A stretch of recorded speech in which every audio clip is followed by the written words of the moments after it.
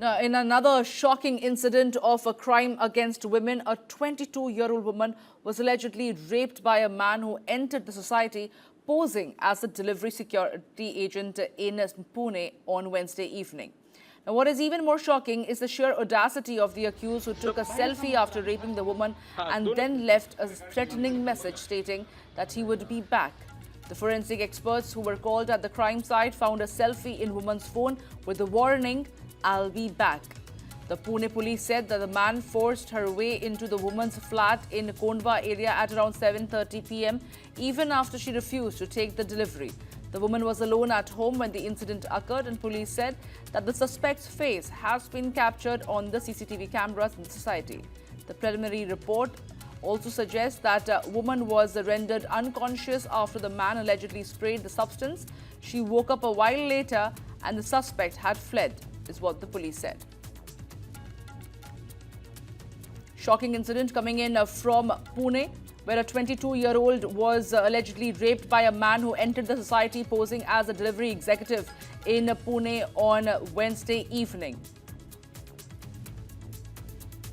In jurisdiction of Kondwa Police Station in Pune City, offence under section 6477 351(2) of BNS is registered. Yesterday at 7:30, Nirbhaya, age 22 years, one delivery boy with bank envelope entered her flat, and he said that courier is there, but I have forgotten the pen. So Nirbhaya went inside her home to take the pen. Meanwhile, immediately he closed the door, and this incident happened. Nirbhaya was unconscious since 7:30. So which spray or any other thing was used?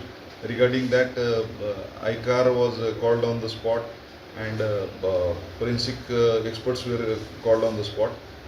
After their analysis only, which things were used will come before us. Police has made detailed Panchnama. Medical is in progress.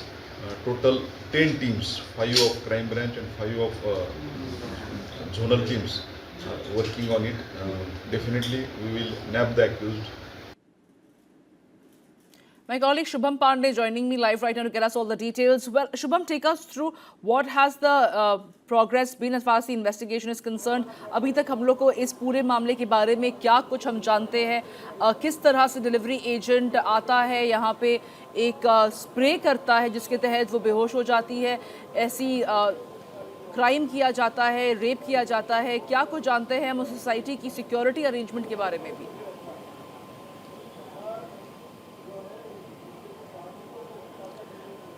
बिल्कुल, देखिए कल शाम 7:30 बजे के करीब पुणे के कोथरूड के कोडावा इलाके में एक हाई प्रोफाइल सोसाइटी है, जहां पे आरोपी, जिसकी उम्र 25 वर्षीय है, वो एक डिलीवरी बॉय बनकर बिल्डिंग में दाखिल होता है। आरोपी को पहले से ही जो पीड़िता है उसके घर का पता होता है और वहां पर दाखिल होता है और बैंक के कुछ कागजात लेकर वो जाने की कोशिश करता है। वहां पर पहुंचते ही पहले वो कहता है कि आपका पार्सल है, उसके बाद बोलता है मैं पेन भूल गया हूँ, आप पेन ला के दीजिए, एक उस पर साइन, जो रिसीविंग साइन होता है वो लेना है।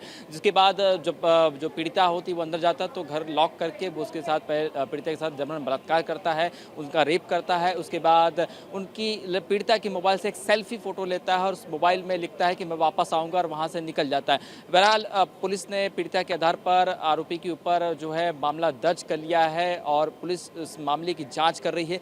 CCTV जो है वो खंगालने की कोशिश कर रही है। सोसाइटी में जो CCTV लगे होते हैं वो चेक करने की कोशिश की जा रही है कि आखिर आरोपी कहाँ से आया है। पीड़िता से भी उनका बयान दर्ज किया कि क्या वो उनके कॉन्टैक्ट में था, कि ऐसे जिस तरह से वो शख्स आया और रेप करके चले गया, क्या कोई पुराना रंजिश थी या कोई पुरानी बात को लेकर इस तरह से कोई आरोपी जो है उनके पहचान में था। इस एंगल की भी जांच जो है पुलिस कर रही है। फिलहाल पुलिस तमाम इलाके में जो है उसकी जो तस्वीर है, जिस तरह से सेल्फी निकाली थी, वो भी जो है वो सर्कुलेट करके आरोपी को पकड़ने के लिए इस वक्त पूरी जो है मुस्तैदी कर रही है कि आखिर किस तरह से आरोपी को पकड़ा जाए। फिलहाल इस मामले में आरोपी की सरगर्मी तलाश है, मामला दर्ज कर लिया है और पुलिस के अनुसार कि जल्द ही आरोपी को पकड़ लिया जाएगा। लेकिन जिस तरह से घटना घटी है, इस बार फिर से सिक्योरिटी, महिला सुरक्षा को लेकर एक बार कई सारे सवाल जो हैं वो खड़े होते हुए दिखाई दे रहे हैं कि आखिर कोई इस तरह से घर में घुसकर रेप करके कैसे जा सकता है। बहुत सारे मामलों की जांच इस वक्त अलग अलग एंगल से फिलहाल जो पुणे पुलिस है वो करती हुई दिखाई दे रही है।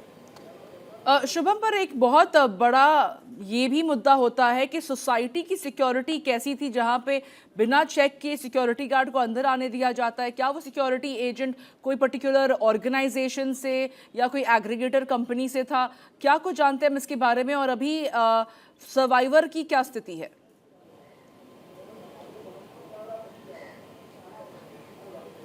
बिल्कुल, देखिए नॉर्मल ऐसी सोसाइटी में जो सिक्योरिटीज़ कंपनियां होती हैं वो सिक्योरिटी प्रोवाइड करती हैं, उनके वॉचमैन्स होते हैं जो एंट्री और इन आउट टाइम डालते हैं कि कब कौन आ रहा है, कौन जा रहा है, किस फ्लैट नंबर जाते हैं। देखिए डिलीवरी बॉय बनकर ही आया था, कहा कि बैंक के डॉक्यूमेंट है वहाँ पे मुझे लेकर जा देने हैं, तो वहाँ पे पहले कॉल जाता है, जो फ्लैट ओनर होते हैं उन्हें कॉल जाता है, जो नॉर्मल सोसाइटीज़ में होती है, ये तो हाई प्रोफाइल सोसाइटी थी, उसमें कॉल जाता है कि आपके घर पर एक पार्सल आया, तो वो जब उन्हें कहते हैं हाँ ठीक है आप ऊपर भेजिए, तभी वो ऊपर जा सकता है। लेकिन यहाँ पर क्या हुआ, ये सिक्योरिटी वॉचमैन से भी पूछताछ की जाएगी, उनसे भी पूछताछ है कि आखिर वो कब आया था, कितने बजे के आसपास वो आया था, क्या पहले भी वो आसपास बिल्डिंग के आसपास रेकी करके गया था। ऐसे तमाम सवाल है जो आरोपी से जो है वॉचमैन से पूछताछ की जाएगी। जब आरोपी से पकड़ा जाएगा उससे भी पूछा जाएगा कि आखिर उसका क्या मकसद था, क्या वो पीड़िता को पहले से जानता था। ये भी सवाल बड़े इसमें उठते हुए दिखाई दें कि क्या एक दूसरे को पहले से कॉन्टैक्ट किया, कोई पुरानी रंजिश थी कि इस वजह से घटा, क्योंकि इस तरह से डिलीवरी बॉय बनकर जाना, लॉक करना, उसके बाद पेन के बहाने अंदर घुस जाना, रेप करके वापस आना, सेल्फी लिखना, उसमें लिखा मैं वापस आऊँगा, ये दिखाता है कि शायद कोई पुरानी रंजिश हो सकती है या एक दूसरे को जानते हैं या कोई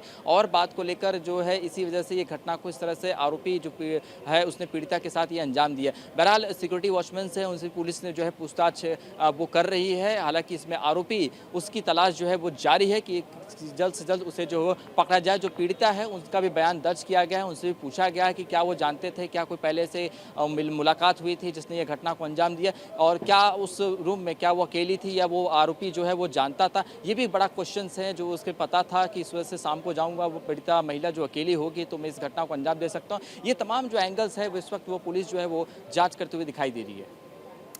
बस शुभम, ये बताइए कि किस तरह से ये पूरी घटना घटी है। वहाँ पे कहीं ना कहीं एक बहुत बड़ा प्रश्न चिन्ह इस पे भी उठता है कि किस तरह से इजी एक्सेस मिल जाता है अगर कोई डिलीवरी एजेंट बन के आता है। क्या यहाँ पे और भी सिक्योरिटी पैरामीटर्स होने की ज़रूरत है? पुलिस किस तरह से इस पूरे मुद्दे को देख रही है? और एक तरह से एक डेयर करना कि आई विल बी बैक, एक तरह से चुनौती देना कि आप हमें पकड़ नहीं पाओगे और हमें दोबारा ऐसी घटना करेंगे, पुलिस इसको किस तरह से देख रही है?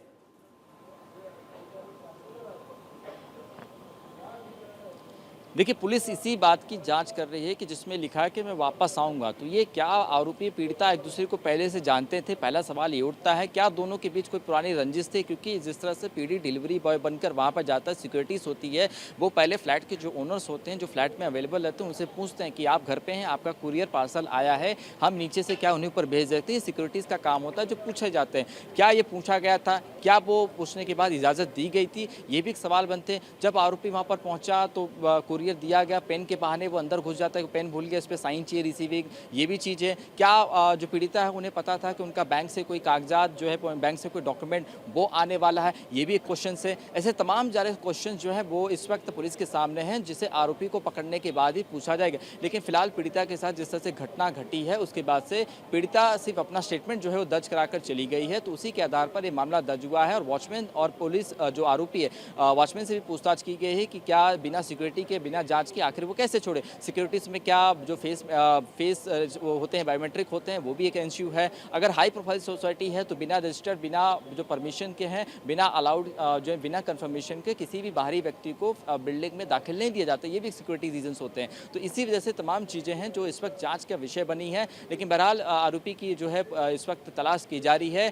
वॉचमैन जो है जिसने छोड़ा था सिक्योरिटीज कंपनी, उनसे पूछताछ की जा रही है कि आखिर वो आया था, कितने लोगों को छोड़ा था, इन आउट, उसने अपना नाम क्या बताया था। ऐसे तमाम चीज़ें जो हैं वो डायरी होती है बाकायदा, उसमें लिखा जाता है किससे मिलने जाना है, किससे आप आए थे, कितने बजे इन आउट एग्जिट मारे थे, ये भी चीज़ें। और जिस तरह से लिख के गया है कि मैं वापस आऊँगा, सेल्फी निकाल कर गया है पीड़िता के मोबाइल में, तो आप सोचिए कि शायद कोई पुरानी रंजिश होगी, इसी वजह से इस तरह से ये जो काम हुआ है, जिस तरह से ये जो अंजाम दिया है उसने, आरोपी ने अपने मंसूबों को उसमें बात लिखा है। तो शायद दोनों जन एक दूसरे को साथ पहले से जानते हैं या कुछ और इसमें बात होगी। इसी के आधार पर जब ये आरोपी को पकड़ा जाएगा तो इस पूछताछ में खुलासा हो पाएगा।